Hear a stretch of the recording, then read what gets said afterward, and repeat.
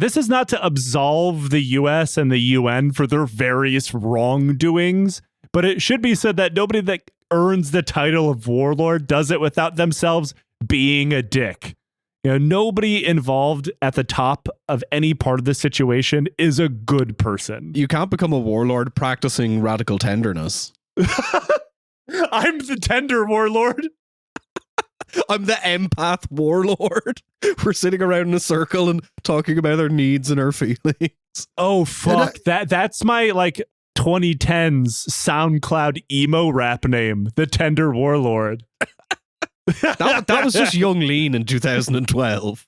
It's the paradox, isn't it, Joe, of what you're talking about? You know, like, no warlord is simply a warlord. They are equally a politician, and it's always a mix of the two things. And the point is that, like, for all warlords in any kind of conflict, it's like, well, of course I would like eventually for this to be resolved and for there to be a political leader who restabilizes the country. That then has to be set against the thing that it should be me. Yeah, exactly.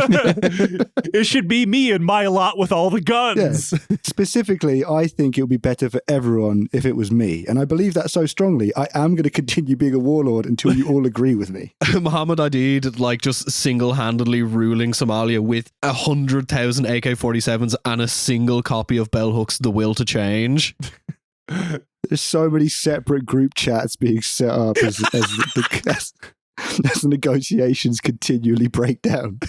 Muhammad Faradid sitting down, you know, his foe, Muhammad, and be like, listen, I believe in something called radical honesty. And I feel like we really need to talk about this as he's surrounded by dudes in Toyotas doing donuts with machine guns. Yeah, Muhammad Faradid is just like too busy subtweeting Ali Mahdi Muhammad.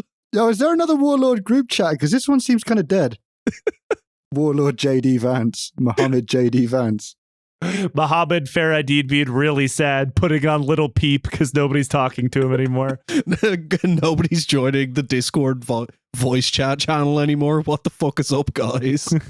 Messaging into the Warlord group chat being like, guess I'll just go kill myself then. It just goes silent. The UN new phone, who dis? Putting out disappearing messages. Anyway. Adid wasn't alone in this. He was just the most public, front-facing figure doing it, while at the same time, he and other warlords were negotiating their own alliances. Eventually, Adid, who was, at this point, calling himself the president of the country, which was officially rejected by the UN, who was instead recognizing Ali Mahdi Mohammed as president, demanded the peacekeepers leave. Don't matter, baby. Just manifest. You're the president now. Muhammad Adid has an avoidant detachment style to the presidency.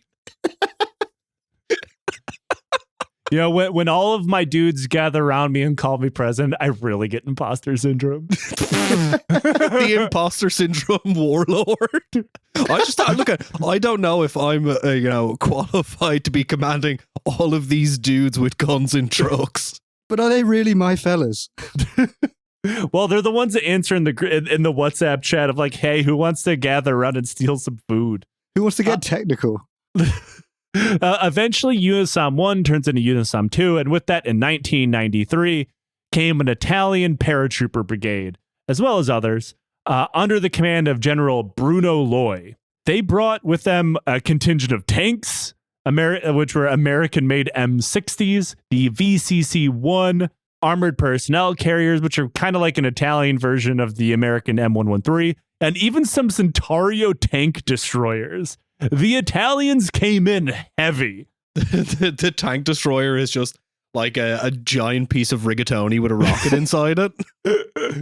If there's one thing that history teaches us, it's that one thing that always goes well is a bunch of Italians going to East Africa, all guns blazing, with something to prove. Yeah, there was certainly some political wrangling here. Like, is it really? Like, because like the UN has this weird rule that they never follow, but is technically in the books where they're trying not to send former colonial overlord forces to their former colonies. Just like the entire fucking Italian military just lying on the couch for fucking years before and being like, I gotta get my fucking shit together, man. God. They see the shit kicking off in Somalia. They're like, yeah, it's my fucking time. Just like dusting the chips off of their fucking shirt and stuff as they get up. Like, yeah, fuck it. It's my time. I'm back on top, baby. Greg, that's pretty much the story of like any time the modern Italian state attempts to start an empire. Well, everybody else is getting in on it. I have to go to East Africa. Just the kind of imposter syndrome commander of the Italian forces, just in the back of his mind, he has the ghost of Mussolini screaming Forza Italia while he's watching the TV. Now, the reason for this kind of muscle, the kind that the UN was really missing in UNISOM 1, was because UNISOM 2 was switching gears to actively attempting to counter the warlords they saw as being outside the law and unaligned with the recognized government. That's not like warlords. It doesn't seem like something they would do. They seem very understanding. And I should point out, this is the laws unto themselves. Warlords. This is the UN recognized government specifically. Like, nobody else really sees them as a government. They're not functioning as one at all. Greg, are we considering this maybe a kind of a state of exception? Very possibly so. And one in which force determines power. Very possibly so. But we'll leave that to the warlords and see what they think about it. Listen to Bloodwork. An Italian commander shaking like lasagna noodles in both hands, screaming "Might makes right," but in Italian. Imagining the UN just walking into the room and just being like, no, I have to recognize you. No, stop. You haven't been recognized. He's doing bicep curls with Fusilli in the background. It's like, I'm so fucking ready for this. The Rocky training montage of like stirring a giant pot of pasta. I need to bring up the Wikipedia page for pasta shapes because I'm fucking really slipping my game here. We should have sent you the notes, study the shape of pasta. But spoiler alert for the both of you, they were not so fucking ready for this. That woman was so ready to fuck that piece of pasta. It was a weird sequel, but you know, it was good. It was tasteful. The idea was understandable, if very, very, very flawed. The idea was that the UN could only create an environment where they could be able to effectively deploy aid if they restored not only safety, but something that looked like kinda Somali state capacity. Now, as those words leave my mouth, you can see all of the problems that are going to come from this. It always looks so easy on paper, doesn't it? Like, that sounds exactly like Hillary Clinton's plan for Syria or whatever it was during the 2016 election. Do you remember? It's like, yeah, it's simple. We just neutralize Al-Qaeda, stabilize the country, get in aid. It's like, okay, cool. Simple. I stabilize the country. I play a lot of Total War, and a lot of my provinces keep rebelling. You know what I do? I stabilize those provinces. Vote for me, baby. But part of this had to do with having all the warlords come to an agreement to put a limit on the fighting by putting down their heavy weapons and store them at designated points, which were subject to UN inspection. The factions all agreed to this. Some of them followed it, some of them didn't. This is really a degrees situation here. Though, surprise, the UN was mostly failing. For example, Aidid's faction, the Somali National Alliance, controlled Mogadishu's main radio station, where they used to broadcast to most of the capital. This is a very popular radio show. He was a content creator. Rather than urging people to attack the UN or anything like that, though, this station was, by all accounts, pretty moderate when you think of it. Like they broadcasted political critiques of the UN. But we've said worse things on this show already than what Aidid was doing. And I'm not even talking about the woman who possibly fucked pasta. I'm saying politically.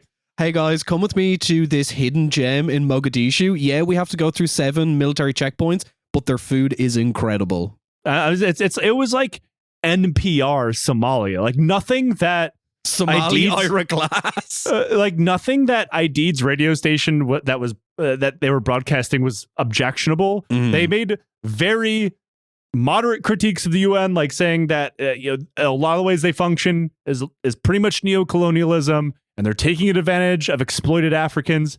All of which is true. He's literally not saying anything that's outlandish. Again, he's a warlord with imposter syndrome. He sat there at the mic being like, "But what if I don't sound convincing? I'll keep it moderate. I'll keep it light. I'll go with stuff. I'll keep the crowd on side. I'll go with things that I know that they'll agree with." But the fact that Aidid had control of the largest radio station in Mogadishu pissed off Mohammed, who, remember, was supposed to be president.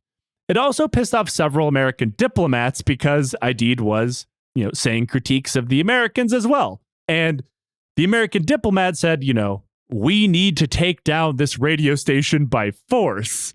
We need to neutralize Somali NPR. Which is kind of ironic when you think of our Rwandan genocide series where nobody wanted to get involved to stop the Rwandan genocide machine and their radio station at all. Not that the radio is that important. Again, go back, listen to the series. It's the Twitter files all over again. Well, except one was real. Yeah, there is that. My bad. But there was another little wrinkle with the radio station, and that was it happened to be one of those designated weapons storage places for Adid's men. So with rumors flying around that the UN was going to seize the radio station, the UN sent a notice of inspection to Adid's second in command, a guy named Abdi Awale, telling them that, hey, we're going to swing on by for an inspection. The problem was Awale did not have the authorization to accept this notice. Only Adid could do that. And since it was Friday, Adid was at the mosque. He was like, look, just come back later. Adid will be here. But to the UN, Awale was high enough ranking to be considered good enough to them for the inspection notification process. Awale warned the UN that, no, I'm not. You have to talk to Adid. So the UN ignored him. And on June 5th, 1993, a Pakistani contingent of UN forces, along with 3 American Special Forces radio technicians, were tasked with doing the inspection as a cover for disabling the radio station. They pulled up and the guards over the radio station were like, there's no weapons here. Crazy. Dave's not here, man. And, they didn't want to believe him because, that's another one of the fundamental problems with these weapon inspection. You give them prior notice, they're just going to move their shit. They just find loads of bootleg copies of Nirvana's Nevermind that's been smuggled into the country. Were they trying to manipulate me specifically? I was like 4 years old, guys. I wasn't involved in this stupid deployment of American forces. So that wouldn't come for decades.